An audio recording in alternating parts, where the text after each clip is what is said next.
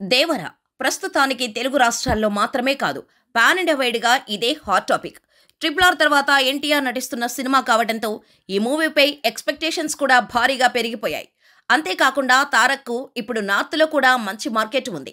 కొరటాల శివ దర్శకత్వంలో వస్తున్న ఈ మూవీలో హీరోయిన్‌గా శ్రీదేవి కూతురు జాన్వీ కపూర్ కనిపించనుంది. బాలీవుడ్ స్టార్ హీరో సైఫ్ అలీ ఖాన్ విలన్‌గా కనిపించనున్నాడు.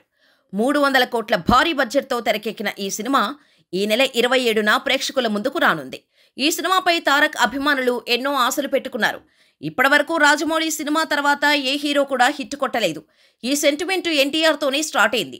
2001లో రిలీజ్ అయిన స్టూడెంట్ నంబర్ 1, ఆ తర్వాత 2003లో రిలీజ్ అయిన సింహాద్రి, ఇక 2007లో రిలీజ్ అయిన యమదొంగ. ఈ 3 సినిమాలకు డైరెక్ట్ చేసింది రాజమౌళి అని మనందరికీ తెలుసు.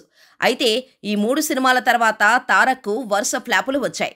తారక్ ఒక్కడికే కాదు, రాజమౌళి సినిమా చేసిన తర్వాత ప్రతి హీరోకి ఇది కామనే.